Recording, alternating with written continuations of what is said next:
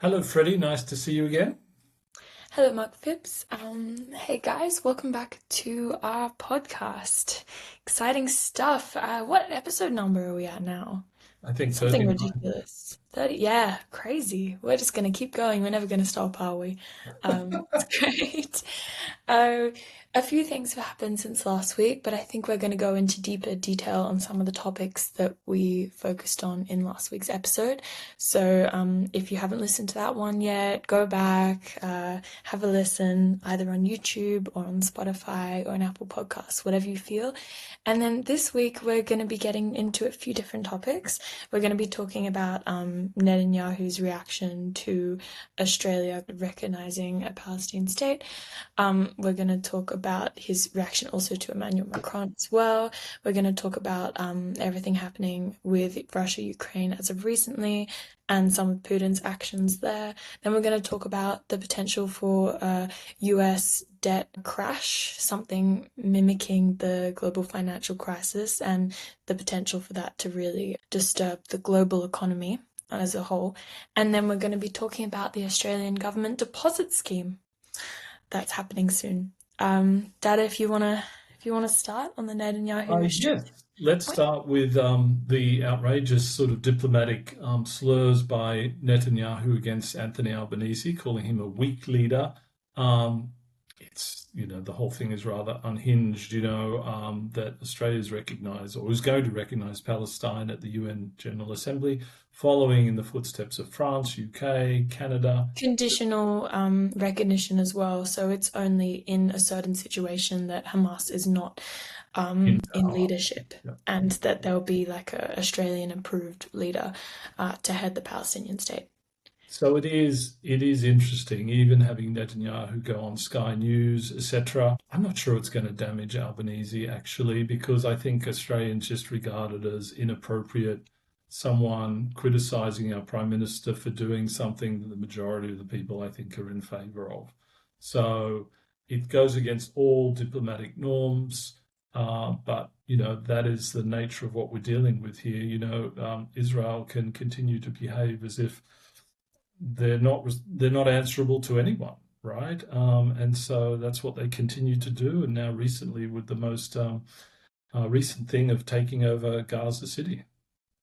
Yeah, definitely. I mean, we've seen as well in recent days that um, a, a famine has been called in Gaza. Officially, a famine has been called, and that's a disastrous situation. We've known that that's a reality of what's going on for a while now, but actually calling a famine, and you see, it's not just famine, right? It's like the vast spread of disease that is just going unchecked throughout the region because there are no doctors and nothing prohibiting it. So I think that Israel, the tide is starting to turn. I think public opinion is much worse of Netanyahu than it was before. And I agree that most people think it was it was not okay for him to come on Australian media and interfere in this way.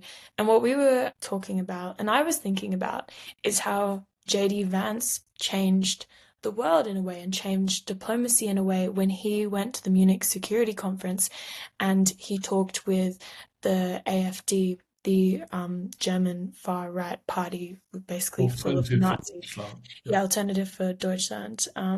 When he talked to them, he interfered in German domestic politics, which is not something that leaders typically do in other countries. I mean, America has a long history of interfering in domestic politics of Latin America, etc., and around the world. But typically, you don't interfere in such a way, especially in a country such as Germany, which obviously has a very strong history of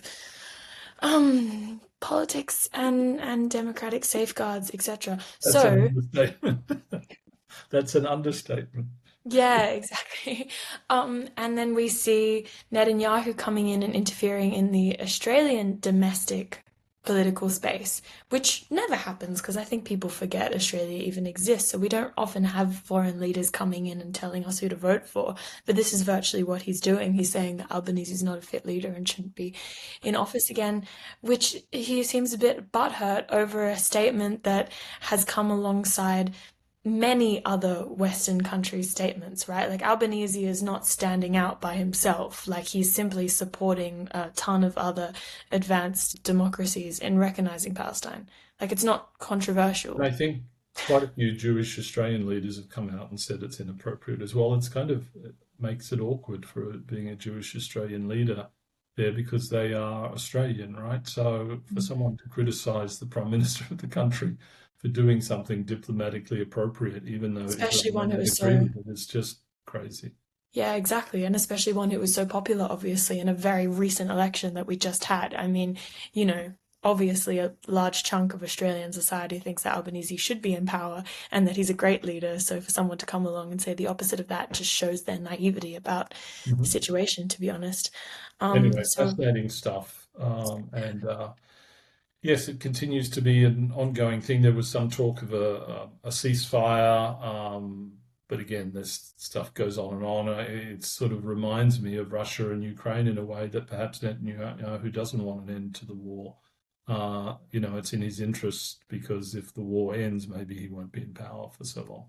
well, yeah, definitely. I mean, I think that's what has happened, right? Like he either can go fully into the war with the support of Ben Gvir and his other very far right kind of extremist supporters, or he can pull away from it and be ousted from government. So these are these two options that he has, and he's simply going full out and doing the extremist measure of, taking full fully occupying Occupying. Gaza. So we're going to see the ramifications of that, and no matter how many protests happen across the world, like the other day, actually only yesterday, massive protests, hundreds of thousands of people protesting across Australia, tons of people protesting in Ireland and across the world, yet nothing is changing. So I wonder how many protests it will take until people start taking action and I feel like taking we're in a steps. state in the world where nothing's changing. We're in this sort of frozen zone with these conflicts. We might Mm, move on to Russia and Ukraine, and there was hope, after the Alaska summit and after all the European leaders joined Zelensky in Washington with Trump, that something would come of this. The challenge is it's again not in the Russian interest to have a ceasefire and finish this war. They don't want to do it. They're not. I mean, it's very interesting because the Americans had said they've got agreement for security guarantees that there can be, forces from France and the UK, etc., in Ukraine. But the Russians, since that summit, have said no, they're not happy with that. That's not going to work. They don't want well, any surprise, surprise. It surprise, sounds like surprise. something that I said in the Yeah, last yeah. episode. Surprise, surprise. But it just seems to go round and round in circles because now we'll get to the point the US is going to need to decide, are they really going to put sanctions on Russia and these secondary sanctions of selling their oil? And they better, because, otherwise this just goes on and on. But the interesting thing is, I heard that Ukraine's getting on with their arming. They're producing this thing called the Flamingo cruise missile, which is being produced in Ukraine. At the moment, they're able to produce one a day. It's based on this technology from the UK, and these are like cruise missiles that can even attack Moscow from Ukraine if need be. Today, they're producing one a day. By October, they'll be producing seven a day.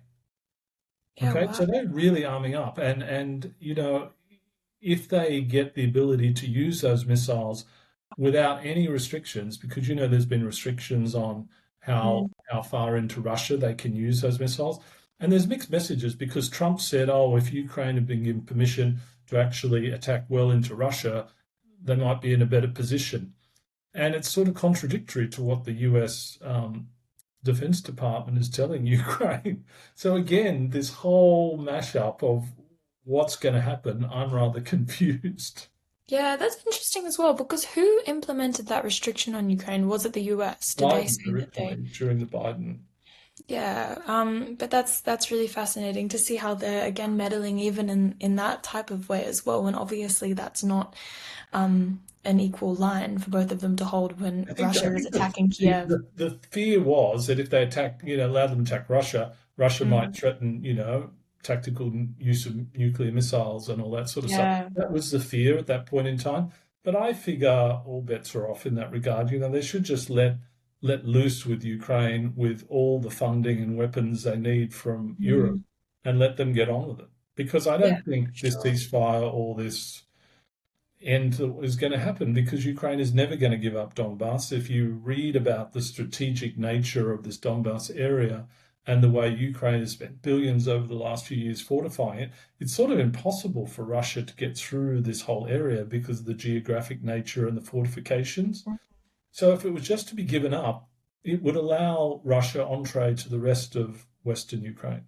I mean, I find that really interesting because, again, Father, I completely respect everything that you're saying, but this is somewhat what I was saying in the last episode, and you were disagreeing with me. So No, I it's don't think I interesting was how you've disagreeing. come full circle on it. No, you were advocating for them to give up the region if necessary. And I respect that now you've listened to more, and I'm inspired by that. That's excellent, but it's just a little funny for me. That's okay. Well, yeah, I know about the Donbas region as well. I'm pretty sure that yes, even though Russia has 70% occupation of the region, the 30% that they have not occupied is primarily cities and, like weaponized areas that are strongholds for Ukraine. So there's a reason why they have not yet occupied that 30% percent space, and that is not to be underestimated in that situation as well. So it's quite interesting. Um, but yeah, I think that I was listening to this opinion the other day that Trump simply doesn't care about what's happening in Ukraine and that he is happy to see it go both ways. And I think we definitely agree with that. So it'll just be whatever happens between Putin and Zelensky when they finally meet, I suppose, I doubt or they'll else ever this meet. war will continue going on. Yeah. I doubt that. I don't think Putin will ever meet Zelensky face to face. I think Yeah, this. because why does he need to? What Well, does he he get to said he said Zelensky is, corrupt and a Nazi and all this stuff for years to the Russian people. If he gives him credibility by meeting with him face to face, it gain? sort of blows that whole illusion up. Yeah, that's a really good point, actually. And then And I wanted to say, going back to your, you mentioned nuclear weapons. For anyone who's just wondering about the use of nuclear weapons, and if there is a situation in which Russia would use them, I mean, to me, it seems like a, you know, impossibility that they would use them. Because I think that Putin cares too much about territory and power and owning bits of land and people and conquering that land that he wouldn't want to destroy the land because he believes it to be his own. He Mhm. believes that it is Russia. So why would he want to use That's a use good point. nuclear weapons on Russia and Russian citizens when they're That's a actually very great Ukrainian? point. He believes they should be Russian. So I think that he would be very hesitant to use such a weapon. And he's not stupid, right? We know that he's a very intelligent person, even if he's a horrific person. Mhm. He's still intelligent, so he's not going to do something that's just going to send the world into nuclear war for his own. Anyway, another conflict which is sort of just going around in circles, right? Yeah, yeah, So it'll be exactly. interesting what happens over coming weeks. And so now a new topic, um, the potential debt crash in the US. Do you want to get us started off, Freddie? Yeah, for sure. So I've heard some things recently. I'm sure all of you remember the global financial crisis, and that was obviously prompted by a series of events that happened in America because, the American dollar is the most stable currency we currently have in the world. It has typically been used by investors across the world as the safest liquid asset that they can put their investments into, right? So now it's becoming a situation where investors are turning to other forms of currency. They're turning to the euro, they're turning to the Chinese yuan, and turning to a bunch of other currencies because the US dollar is not seeming as safe as it was. Obviously, that's to do with a bunch of things. It's to do with the Trump administration's policies and the back and forth on certain financial decisions. It's really unpredictable. So now the dollar doesn't feel as safe as it was, but also because net government debt in the US is reaching 100% of national income. It is nearly $37 trillion, which I think I read is about the sum of all other advanced economies' national debt combined. Um, Not a single other economy, but all of the advanced economies' debt combined. So it's a ridiculous amount that is being completely ignored. Um, for example, they have to pay debt payments, interest debt payments every year. And I saw that in 2024, in the fiscal year, they maybe spent 850 billion on defense, but they spent 880 billion on interest payments. Mhm. So So we're in more on interest payments than defense, which is more on interest payments and defense. And you think about $880 billion. The US is in an extremely dangerous position if you think about it in that way, because how can such a thing stay stable for any longer than it is? Um, I know as well that one of Trump's most important advisors, he recommended that the US simply default on some of their loans to countries, selectively default. And I mean, I would like you to explain the implications of that actually to me, because I'm not a finance girl. So if you could explain the implications of the US simply defaulting on some of their loans. well, that would be terrible, right? Because the US bond market is funded primarily from people outside the US, like China and other countries. So if you default on the debt, the cost of US bonds skyrockets, therefore the US dollar collapses in value.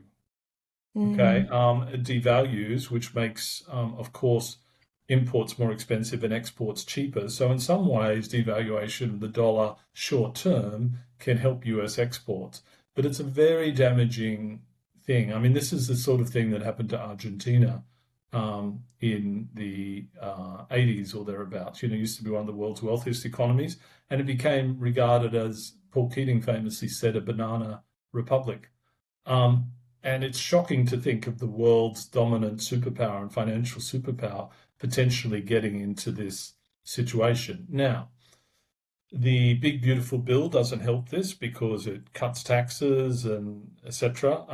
The tariffs, in a way, could help it a little bit because there will be some revenue going into the US, about 300 billion from tariffs. But the question is, what is the long-term implication of those tariffs on inflation and America's competitiveness, etc.? So that's why Trump is often saying, he should fire the head of the Federal Reserve, who determines, how interest rates should change, which again would be super dangerous to do. It would cause panic in the markets because the Federal Reserve, like the Reserve Bank, is independent of the government. And there's a reason they're independent.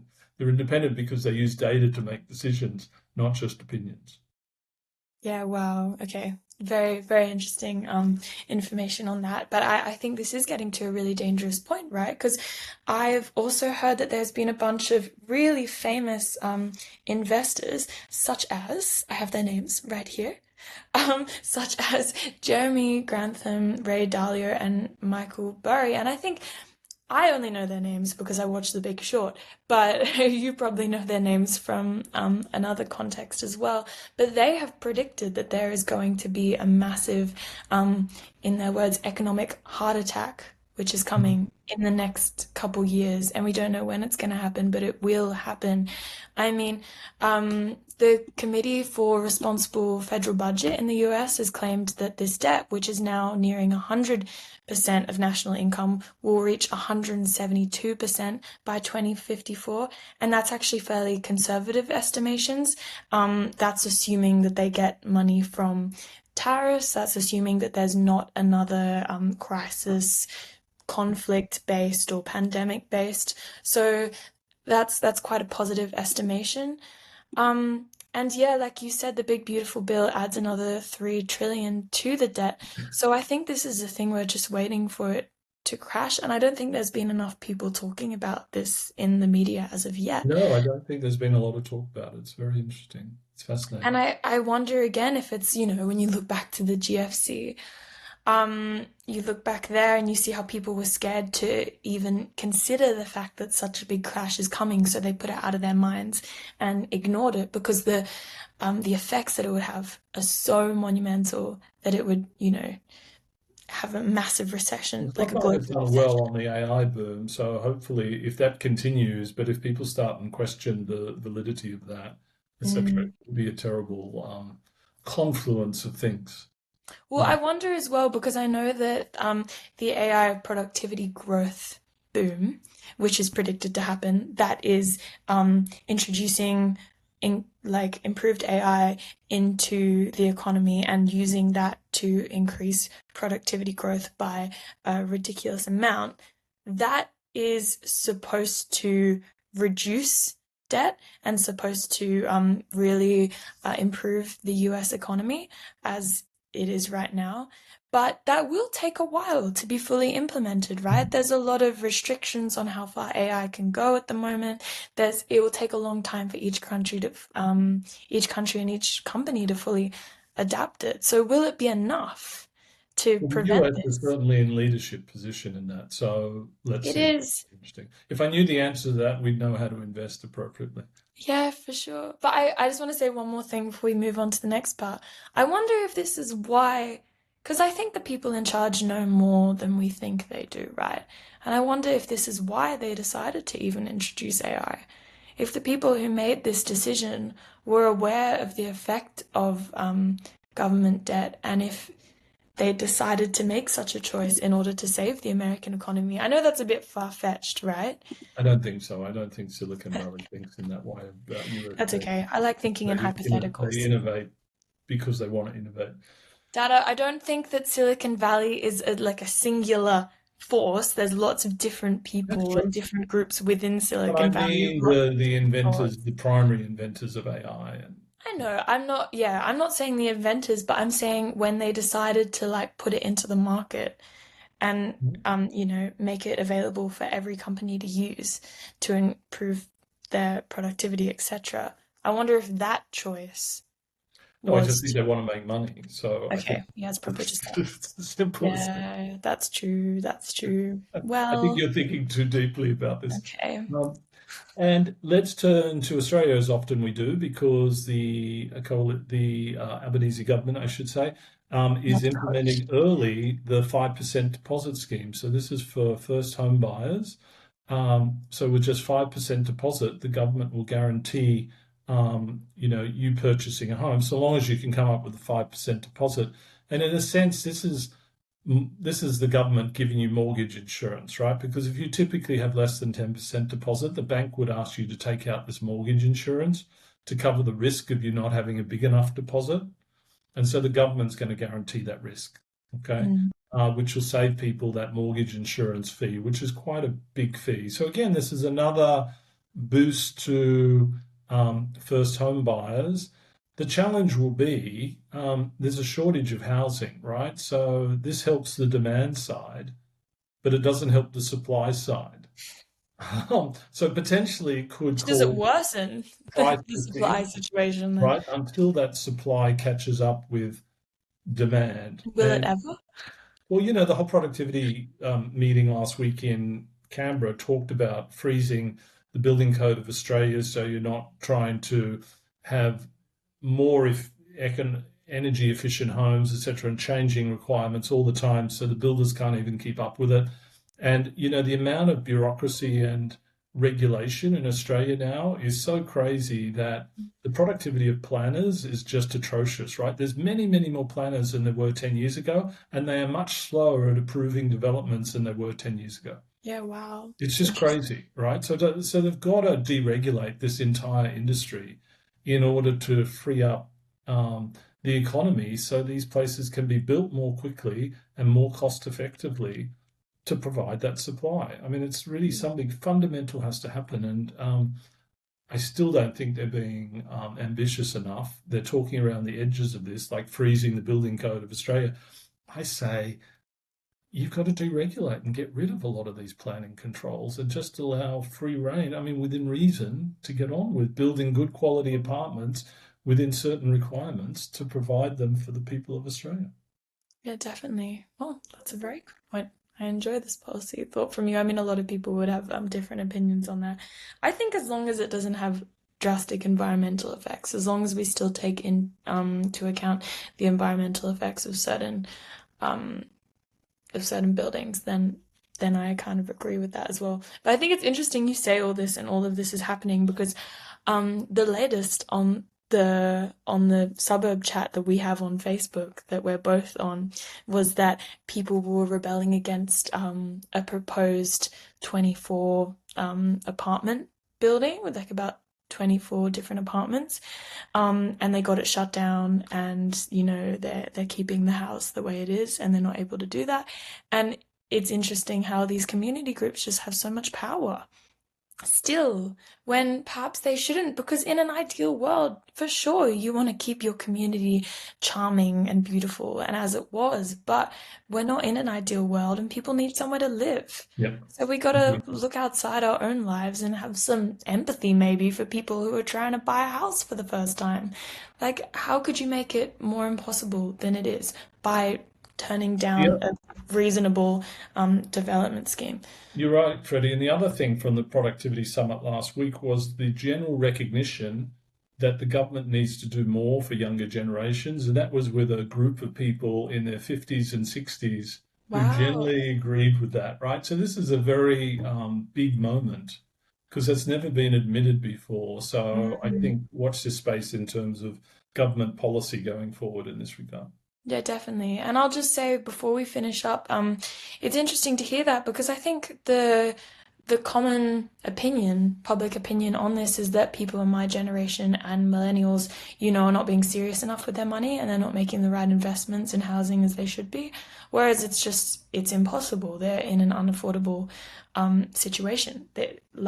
It's not possible for most people to be able to buy a house, but Yep. yet your generation, or the media at least, is critiquing these people, being like, why are you not being sensible? Why are you off traveling and um, spending your money, and frolicking around when you should be at home saving every cent? But I think people my age have gotten to the point where it's like, we're not going to be able to There's no afford point. You're buying not an going to be able to apartment buy anyway. You may as well enjoy anyway. yourselves. That's Yeah, what the exactly. feeling You is. may as well just enjoy yourself because you don't know what's going to happen tomorrow or the day after, right? Like the world is so unpredictable Very at the true. moment.